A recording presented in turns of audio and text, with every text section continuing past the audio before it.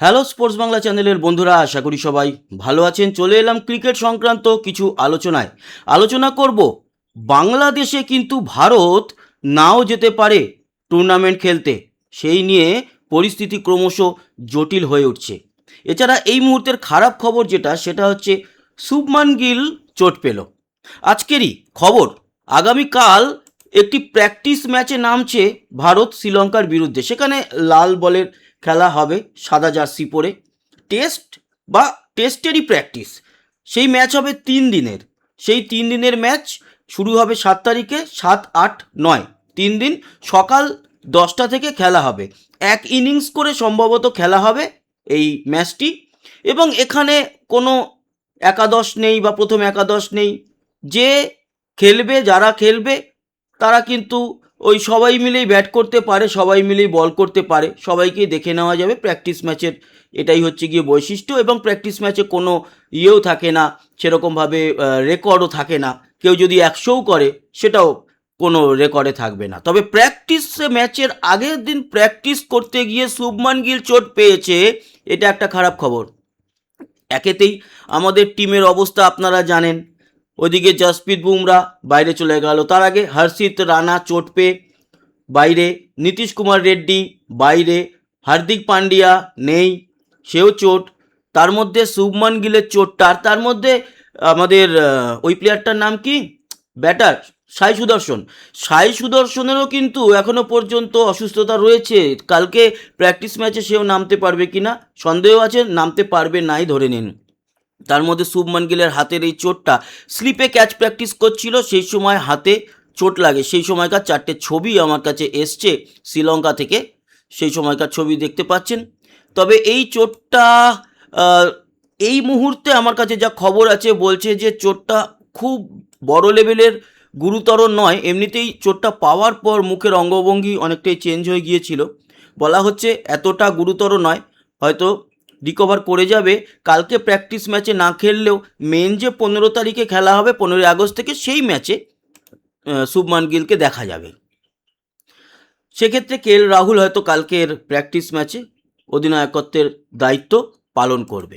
আরও একটা আলোচনা, বাংলাদেশ নিয়ে আলোচনায় আসছি, আরও একটা গুরুত্বপূর্ণ আলোচনা আপনাদের সঙ্গে করি। সেটা হচ্ছে যে অজিত আগারকারের চাকরি যেতে পারে। আগেই বলছিলাম না, আজকে আবারও মুখ খুলেছে আজিঙ্কে রাহানে এই লাস্ট 3-4 দিন আগেই অবসর নিয়েছে আন্তর্জাতিক ক্রিকেট থেকে। আজকে বলেছে এই গৌতম গম্ভীর সম্পর্কে, অজিত আগারকার সম্পর্কে, যে সিনিয়র ক্রিকেটারদের একটু সম্মান দিন।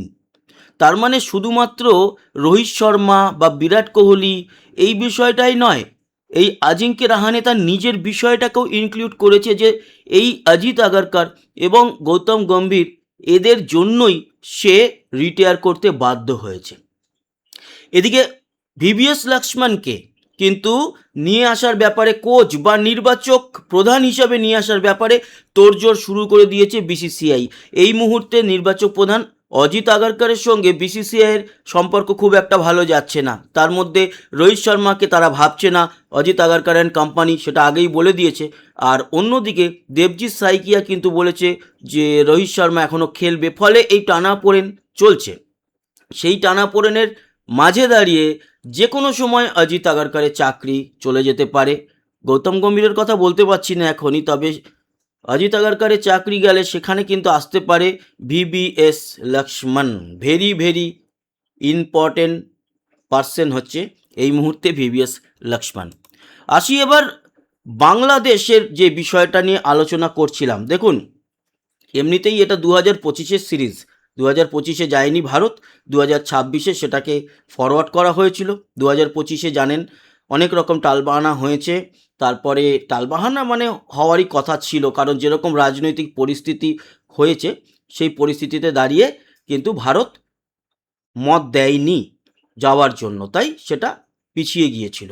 পরিস্থিতি ছিলও না সেরকম, তখন নির্বাচনও হয়নি বাংলাদেশে। মোহাম্মদ ইউনূসের সময়কার কথা। সেই সময় তো রাস্তাঘাটে যে কোনো জায়গাতে ভারতের পতাকা পোড়ানো হচ্ছে, জাতীয় সঙ্গীত বিকৃত করা হচ্ছে, যেখানে সেখানে দাঁড়িয়ে যে কোনো লোক ভারতে 7 সিস্টার দখল করে নেবে, এই সমস্ত কথা বলছিল। দেখুন, এটা রাজনৈতিক চ্যানেল নয়, কিন্তু এই মুহূর্তে দাঁড়িয়ে যে কোনো আন্তর্জাতিক যে খেলা, সেগুলোর সঙ্গে লাস্ট কিন্তু সর্বশেষ রাজনীতি জড়িয়েই থাকে। কারণ আমাদের ভারতের কেন্দ্রীয় সরকার যদি পারমিশন না দেয়, তাহলে ভারতের কোনো ক্রিকেটারের ক্ষমতা নেই, বা কোনো বিসিসিআই যত বড়ই হোক তাদের ক্ষমতা নেই যে বিদেশে টিম পাঠাবে। কেন্দ্রীয় সরকারে সেটা সব দেশের জন্যই চূড়ান্ত মতামত লাগবেই। তো সেই সময় না পারলেও ভাবা হয়েছিল 2026-এ হবে এই সিরিজটা। এখন যেই পজিশনে দাঁড়িয়ে গেল আবারও নতুন করে, সেক্ষেত্রে আপনাদের বলে রাখি বিষবাও জলে চলে গেল এই সিরিজটা। কেন বলছি? তার কারণ দেখুন, রাজনৈতিকভাবে নিলে নিন, এটা খেলার চ্যানেল, কিন্তু যেহেতু খেলা জড়িয়ে আছে ওর জন্যই বলছি। গতকালকে ছিল 5ই আগস্ট, শেখ হাসিনা একটা ভাষণ দিয়েছে দিল্লি থেকে, ভার্চুয়াল ভাষণ, এবং বিদেশি সাংবাদিকদের সঙ্গে কথা আদান প্রদান করেছে ভার্চুয়াল মাধ্যমে। সেই ভাষণ দেওয়ার পর তিনি বলেছেন যে তিনি বাংলাদেশে ফেরত যেতে চান।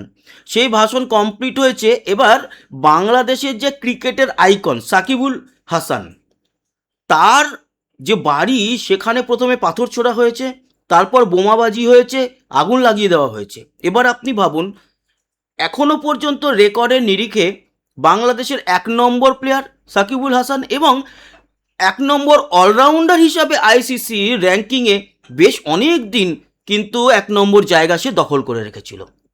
শুধু বাংলাদেশি হিসাবে নয়, ইন্টারন্যাশনাল ক্রিকেটে এতগুলো দেশের মধ্যে, এতগুলো প্লেয়ারের মধ্যে সেরা অলরাউন্ডারের জায়গা ধরে রেখেছিল, ফলে আইকন। সেই রকম একজন ক্রিকেটীয় ব্যক্তির বাড়িতে এত বড় রকম এর আগেও করেছে, আবারও করলো।